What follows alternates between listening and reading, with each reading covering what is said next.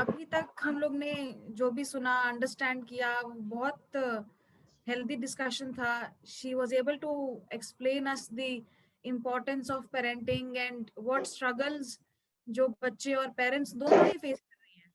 तो वो काफी हेल्पफुल था. मैं उससे आगे अगर हम बात करें, तो अगर हम सबको याद है कि फर्स्ट लॉकडाउन जब हुआ था, जब फर्स्ट वेव आई थी, तो उस टाइम पे एडल्ट्स और चिल्ड्रन दोनों ही, बहुत सारे एडल्ट्स भी खुश थे कि चलो ब्रेक आ गया है लाइफ में, लाइफ इजी हो जाएगी कुछ टाइम के लिए. बट जैसे जैसे वो टाइम बढ़ता गया, वो हमें पनिशमेंट लगता गया. बट शुरुआत में तो एडल्ट्स भी, एटलीस्ट मोस्ट ऑफ देम, खुश थे. ऑफ कोर्स काफी लोग बहुत परेशान थे. Obvious reasons, financial problems, economy में इतना प्रॉब्लम आ गया था, शॉप्स में इतना प्रॉब्लम्स आ रहा था, बिजनेस में इतना प्रॉब्लम्स आ रहा था, लेबर्स को इतना प्रॉब्लम आ रहा था. But overall it was happy. जब सेकंड वेव आया, तो जो फर्स्ट वेव में हम लोग देखते थे सोशल मीडिया पे, लोग नई नई रेसिपीज ट्राई कर रहे हैं, वीडियोस बना रहे हैं, पेरेंट्स और बच्चे एक साथ, जो कपल्स हैं वो वीडियोस बना रहे हैं अपने, वो सब बिल्कुल गायब हो गया. सेकेंड वेव में ऐसा कुछ था ही नहीं. इट वाज लेस देन 50%, मुझे लगता है, इफ सबको सेम लगता है, इजंट इट?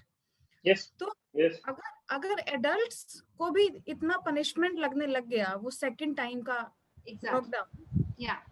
तो हम कैसे ऐसा सोच सकते हैं कि बच्चों के लिए अभी भी छुट्टियां ही चालू हैं, राइट?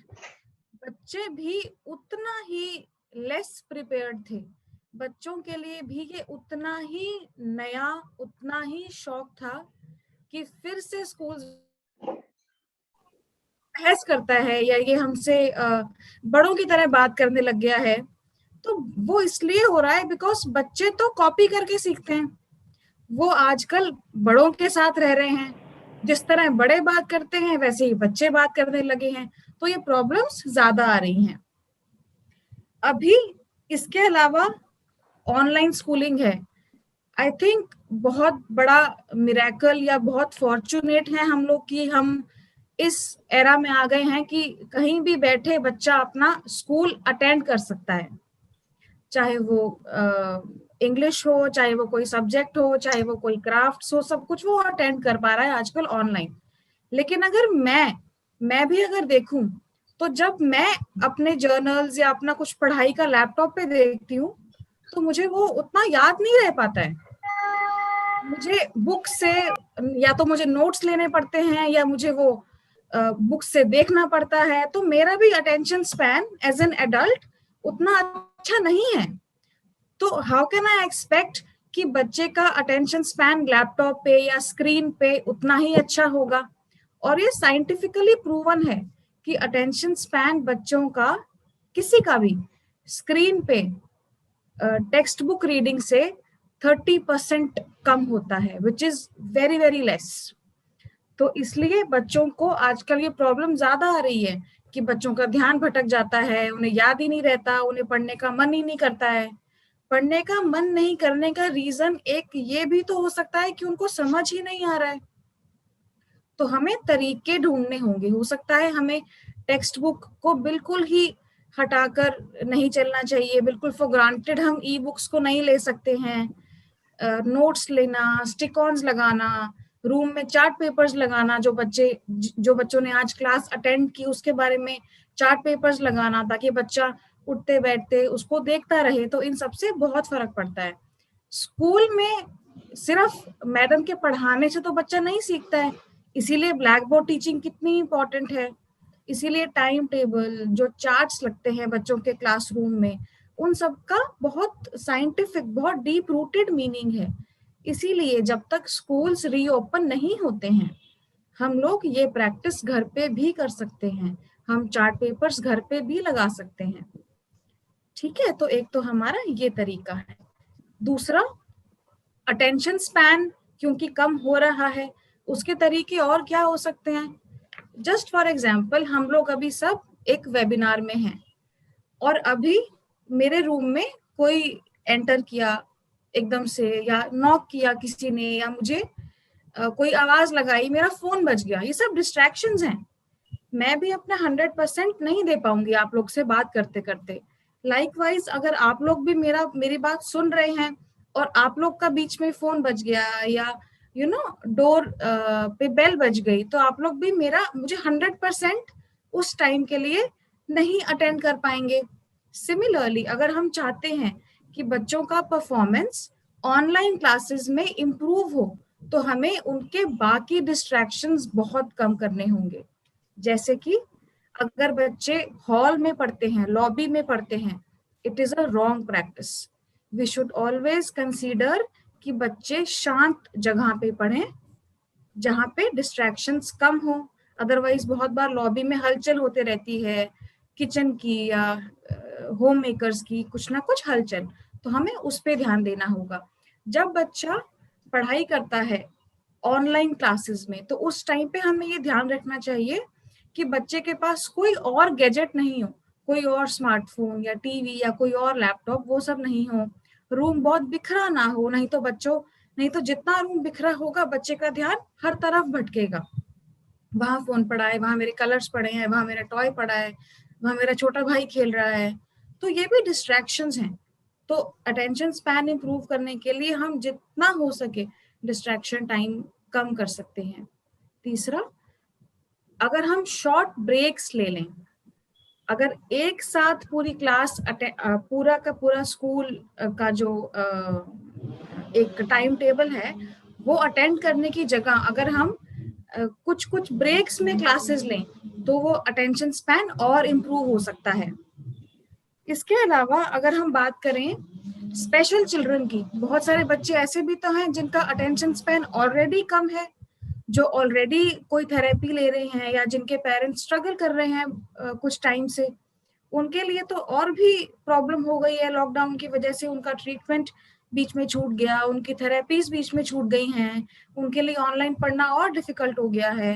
हैंड राइटिंग कितनी खराब हो गई है। मेरे पास कुछ बच्चे आते हैं जो अपने कॉपीज पे ऐसे जूम करने लगते हैं, जैसे हम स्क्रीन पे जूम करते हैं ना, स्क्रीन पे जूम, वैसे बच्चे आजकल अपनी कॉपी पे जूम करने लग जाते हैं, बुक पे जूम करने लग जाते हैं। तो इतना ज्यादा एक्सपोजर हो गया है स्क्रीन का, तो इसलिए नोटबुक्स और नोट्स डालने की हैबिट्स तो हमें कंटिन्यूस डलवानी बहुत बहुत इम्पोर्टेंट है। दूसरा, स्क्रीन यूज का अगर हम कभी देखें तो ये बहुत कॉमन है। I completely understand, as a parents we are not God, हम भी ह्यूमन बींग्स हैं, हमारे पास भी लिमिटेड टाइम है, सबके पास 24 घंटे ही होते हैं, हमारे पास भी उतने ही हैं। पर हमें थोड़ा सा एफर्ट लेना होगा। बहुत बार क्या होता है कि अगर हम अपने काम में बिजी हैं, अगर हम अपना कुछ इम्पोर्टेंट कर रहे हैं और बच्चा हमें बार बार आके अटेंशन मांग रहा है, कुछ बार बार हमें आके बोल रहा है, तो हम खुद ही बोल देते हैं, यार तू फोन ले और तू बैठ जा, तू फोन ले और तू कुछ टाइम के लिए तू कार्टून देख ले, कुछ टाइम गेम खेल ले। तो हम भी बच्चों को गलत बहुत बार मिसअंडरस्टैंड करके एनकरेज कर देते हैं कि वो फोन में बिजी रहें और हमें डिस्टर्ब ना करें। वो करने की बजाय हम उन्हें दूसरे ऑप्शंस दे सकते हैं कि क्ले खेल लो, लूडो खेल लो, कैरम खेल लो, या ड्राइंग करके मुझे दिखाओ। तो हम उन्हें इस तरह से बाकी हॉबीज में एनकरेज कर सकते हैं। दूसरा, कम्युनिकेशन बहुत बहुत इम्पोर्टेंट है। कहने को तो लॉकडाउन में पूरी फैमिली साथ ही रही है, पर क्या वो सच में कम्युनिकेशन था? क्या वो सच में क्वालिटी टाइम था फैमिली का? I don't think so, because lockdown के बाद फैमिली प्रॉब्लम्स और बढ़ गई हैं, आर्ग्यूमेंट्स और बढ़ गई थी। तो इसलिए communication should be in the right way. Communication का मतलब कन्फ्रंटेशन नहीं है, सिर्फ पूछना नहीं है, अपनी बात कहना भी है। अगर हम अपने बच्चों से अपनी वीकनेस, अपने स्ट्रेंथ्स, अपने हॉबीज शेयर करेंगे, तो बच्चों को लगेगा कि शेयर करना अच्छी बात होती है, तो बच्चे भी हमसे शेयर करेंगे। उसके अलावा फिजिकल जेस्चर्स, हग करना बच्चे को, अगर बच्चा परेशान हो रहा है, चंचल हो रहा है, उसका हाथ पकड़ना, उसकी आंखों में आंखें देखना, आई कांटेक्ट बहुत मैटर करता है। तो ये सब चीजों से बच्चे को एक सिक्योरिटी आती है, बच्चे को रीअश्योरेंस मिलता है, जो बहुत इंपॉर्टेंट है। ये सिर्फ बच्चे के लिए नहीं, अगर हम लोग भी देखें, अगर अगर हम कभी किसी बात को लेके परेशान हैं और अपने हस्बैंड या वाइफ या अपने पेरेंट्स से कोई बात शेयर करते हैं, पर वो हमारी बात सुन तो रहे हैं, समझ भी रहे हैं, पर हमारी ओर देख नहीं रहे, अपना काम कर रहे हैं, तो हमें लगेगा यार वो तो हमें इमोशनली समझ ही नहीं रहे हैं, पर शायद वो समझ रहे हो, पर हमें नहीं लगेगा जब तक आई कांटेक्ट। तो इसलिए आई कांटेक्ट का, फिजिकल जेस्चर्स का बहुत रोल है। बच्चों में तो और भी ज्यादा है, बच्चों की जो समझ है वो तो हमसे और भी कम है, उनको जो दिखता है वही उनके लिए सच है, क्योंकि तो इसलिए ये सब बहुत जरूरी है। दूसरा, अगर हम बात करें बोर्डम की, बच्चे बोर हो जाते हैं जल्दी, बच्चों को अकेला लगता है, हम एज अ एडल्ट बोर्डम को या बोर होने को जस्टिफाई कर सकते हैं कि चल बोर हो रहे हैं ना, चल सो जाते हैं, आज सोने का टाइम मिल गया, या चल बोर हो रहे हैं ना, चल घर की अलमारी साफ कर लेते हैं, तो हम कोई ना कोई तरीका ढूंढ लेते हैं। पर बच्चों के लिए बोर होना बहुत बड़ी चीज होती है। बच्चों को जस्टिफिकेशन हम नहीं दे सकते कि बेटा सबके लिए ही ऐसा है, सभी बोर होते हैं, हम भी बोर होते हैं, ऐसा बच्चे उतना समझ नहीं पाएंगे बोरियत को। तो उनकी बोरियत को दूर करने के तरीके हमें ढूंढने होंगे। बोरियत को दूर करने का तरीका एक तो हो सकता है उनका रूटीन सेट करना। जब रूटीन सेट नहीं होता तो बच्चे को पता ही नहीं चलता कि मुझे अब करना क्या है, व्हाट नेक्स्ट व्हाट नेक्स्ट। तो उसकी चंचलता और बढ़ जाती है कि मुझे पता ही नहीं मुझे क्या करना है। तो इसलिए अगर बच्चे को पता हो कि उसे इस टाइम पे ये करना है, फिर ये करना है, फिर खेलना है, फिर लूडो खेलनी है, फिर ड्राइंग करनी है, फिर खाना खाना है, तो अगर उसके पास एक टाइम टेबल हो तो बहुत हद तक उसकी बोरियत को हम कम कर सकते हैं। ये चीजें बोलने से नहीं होती हैं। अगर हम बच्चे को सारा दिन बोलते रहें, चल तू खेल ले, चल तू भाई को संभाल ले, चल तू मेरी हेल्प कर दे, ये चीजें बोलने से नहीं होती। It is not that simple. इसीलिए तो स्कूल में होमवर्क डायरी का इतना सालों से वो चला आ रहा है। होमवर्क डायरी आजकल तो व्हाट्सएप पे टीचर्स रिमाइंडर्स भेजते हैं। तो टाइम के साथ चेंज तो हुआ है। जब हम लोग, आप सबको याद होगा, हम लोग डायरी मेंटेन करते थे, स्कूल में आके वो मैम चेक करती थी डायरी हमारी, तो वो फीडबैक था। तो इसीलिए हम भी घर पे सिर्फ कहने से बच्चों को मोटिवेट नहीं कर सकते हैं रूटीन के लिए। हमें हो सकता है हम चार्ट लगा के बच्चे को साथ बैठा के बनाएं टाइम टेबल की, तू बता तुझे क्या करना अच्छा लगेगा, तुझे कौन सा गेम पसंद है, तुझे कौन सी कलरिंग पसंद है। तो हम उसका एक टाइम टेबल सेट कर सकते हैं। अगर टाइम टेबल सेट करने को बच्चे ने हेल्प किया, बच्चे ने टाइम टेबल फॉलो भी किया हफ्ते में 5 दिन या 5 से ज्यादा दिन, तो हम बच्चे को स्टार या स्माइली दे सकते हैं। जैसे स्कूल में हम लोग को स्टार मिलता था अगर हम अच्छे मार्क्स लाते थे, हमको मैम लोग स्टार, कभी सॉफ्टी कुछ देते थे। तो हम भी बच्चे को इस तरह का रूटीन फॉलो करने के लिए स्टार दे सकते हैं, स्माइली दे सकते हैं। बच्चे के हाथ से हम बोल सकते हैं कि तू खुद अपने आप को स्टार दे, उससे और बच्चे को रिस्पॉन्सिबिलिटी का सेंस आता है। तो हम ये सब चीजें फॉलो कर सकते हैं। दूसरा, लॉकडाउन में क्या समस्या हुई कि बच्चे को बिजी या बच्चे को खुश रखने के लिए उसको उसकी हर मनपसंद चीज मिलती गई। जब मन करे मैगी, जब मन करे पिज्जा, जब मन करे चिप्स, जब मन करे कोई स्नैक्स, कोल्ड ड्रिंक, ये सब होता गया। हमें बच्चों को ये सब चीजें कमाने का भी मौका देना चाहिए। कमाना मतलब पैसे से कमाना नहीं, ऑफ कोर्स, बट हमें रेगुलर मील्स देनी चाहिए आम दिन पर। और अगर बच्चा कुछ अच्छा करता है या हम चाहते हैं कि बच्चा ऐसा करे, तो हम उसको उसकी फेवरेट चीज बना के दे सकते हैं, उसके साथ आधा घंटा एक्स्ट्रा टाइम स्पेंड कर सकते हैं। ये प्राइजेस ज्यादा काम करते हैं, जबकि एक टॉय देना या कुछ पैसे देना, इनसे ज्यादा बच्चे के साथ टाइम स्पेंड करना, बच्चे के लिए फेवरेट खाना बनाना, ये प्राइजेस ज्यादा काम करते हैं। अटेंशन कब देनी चाहिए बच्चे को, ये समझना बहुत जरूरी है। अगर मैं अपना वेबिनार कर रही हूँ और मेरा बच्चा बिल्कुल चुपचाप बैठा है, फोन में है या क्ले खेल रहा है या अपनी दादी के साथ बिजी है, वो खुश है, मैं उसको छेड़ूंगी भी नहीं कि मुझे अपना काम करने दे, मुझे अपना काम करने दे। पर जैसे ही उसने कुछ गड़बड़ की, उससे कुछ टूट गया, वो गिर गया, उससे पानी गिर गया, मैं इमीडिएटली क्या बोलूंगी, अरे क्या कर दिया यार। तो बच्चे को लगता है मैं जब गड़बड़ करता हूँ ना, तभी मुझे मम्मी अटेंड करती है।